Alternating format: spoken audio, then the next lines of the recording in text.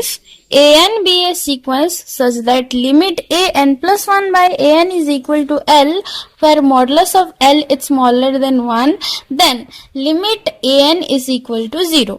इसका मतलब है कि अगर हमारा कोई एक सीक्वेंस an है such that limit of an plus 1 by an अगर L होगा और अगर उस लिमिट का जो मॉडुलस है वो हमारे 1 से छोटा होगा, then limit an is equal to 0. The sequence converts to 0. Let's prove this theorem. इस थ्योरम को प्रूफ करने के लिए let us assume that an be a sequence such that limit of an plus 1 by an is equal to L and modulus of L is smaller than 1. We have to prove limit an is equal to 0. According to our assumption, as the modulus of L is smaller than 1, so we can choose a positive number epsilon so small such that modulus of L plus epsilon is smaller than 1. देखिए ये जो modulus of L है it is smaller than 1, तो ऐसा एक छोटा सा एकदम छोटा सा पॉजिटिव नंबर एप्सिलॉन जरूर ही एग्जिस्ट करता होगा, जो कि अगर हम इसके साथ प्लस कर देंगे तो जो वैल्यू आएगा modulus of L plus epsilon this is smaller than 1. ठीक है, okay. Since we have considered this that limit of an plus 1 by an is equal to L, यानी कि इस एप्सिलॉन के लिए एक ऐसा पॉजिटिव इंटीजर m जरूर एग्जिस्ट करता होगा such that an plus 1 by an minus L का modulus is smaller than epsilon for all n greater than equal to m. This is the definition of convergence, है ना. अगर आपको वो उसमें कुछ डाउट आ रहा है तो आप लिमिट ऑफ सीक्वेंस वाला वीडियो थोड़ा सा चेक कर सकते हो, मैं डिस्क्रिप्शन में लिंक दे दूंगी. ओके, तो from this we get this statement.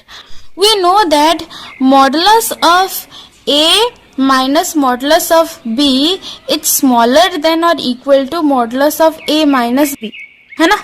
हमको ये पता है कि modulus of a minus b is greater than equal to modulus of a minus modulus of b. ठीक है, तो हमको ये स्टेटमेंट पता है, देयरफॉर यहाँ हम ये लिख सकते हैं कि modulus of a n plus 1 by a n minus L का modulus it's smaller than equal to a n plus 1 by n minus L का modulus which is smaller than epsilon for all n greater than equal to m, है ना. ऐसा हम लिख सकते हैं. So we have this that a n plus 1 by a n का modulus minus L का modulus is smaller than epsilon for all n greater than equal to m. और अगर हम इस minus of modulus of L को इधर ले जाएंगे तो हमको मिल जाएगा कि a n plus 1 by a n का जो मॉडुलस है it is smaller than epsilon plus L का modulus, let it be k.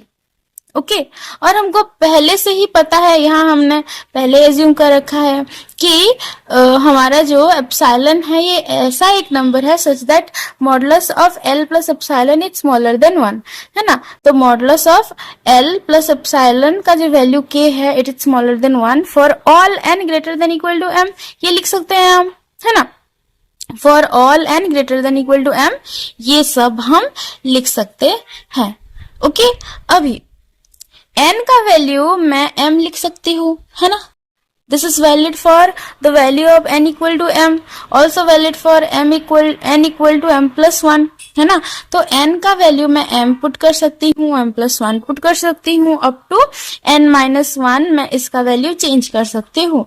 So when we put n equal to m this becomes a m plus 1 by a m का modulus is smaller than k. Similarly, if we put n equal to m plus 1, we get a m plus 2 by a m plus 1 का modulus is smaller than k. वैसे करते अगर मैं n की जगह n minus 1 put कर दूंगी तो मुझे मिलेगा a n by a n minus 1 का modulus is smaller than k. और इन सबको अगर हम मल्टीप्लाई कर देंगे तो ये बन जाएगा product of all these terms is smaller than product of these case, है ना. k multiply k up to n minus m times.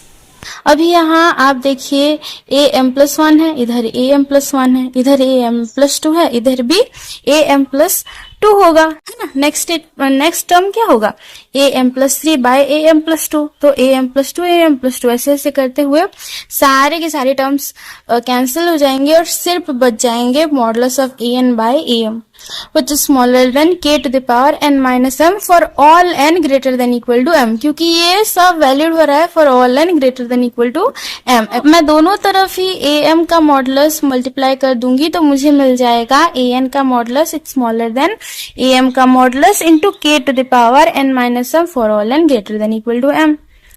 Okay अभी मैं k to the power n minus m के बदले में k to the power n by k to the power m लिख सकती हूँ, है ना। k to the power n by k to the power m लिख सकती हूँ, कुछ भी फर्क नहीं पड़ने वाला है। सो मैंने यहाँ लिख दिया दिस इम्प्लाइज दैट an का modulus it's smaller than am का modulus into k to the power n by k to the power m for all n greater than equal to m।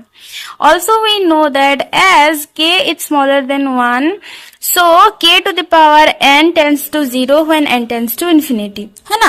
Limit n tends to infinity k to the power n is equal to 0, यही होता है ना। आप k की जगह कोई भी एक नंबर 1 से छोटा पुट कर सकते हैं। Suppose if we put k is equal to 1 by 2, so 1 by 2 to the power infinity क्या हो जाएगा, 1 by 2 to the power infinity यानी कि 0, है ना। सो जब हम n को इन्फिनिटी की तरफ अप्रोच करेंगे तब k to the power n का वैल्यू 0 की तरफ अप्रोच करेगा, क्योंकि k is smaller than 1। Therefore अगर हम यहाँ भी लिमिट पुट करेंगे और इधर भी लिमिट पुट करेंगे तो हमको मिल जाएगा limit of modulus of a n is greater it's smaller than limit n tends to infinity am का modulus into k to the power n by k to the power m। अभी आप देखिए am एक fixed number है, k to the power m भी एक fixed number है ना। तो दोनों को हम बाहर ले आएंगे तो कुछ फर्क नहीं पड़ेगा और ये बन जाएगा am by k to the power m into limit of k n।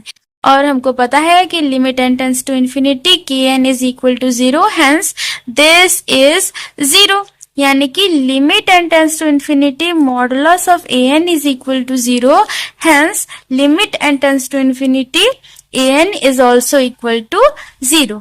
Proved.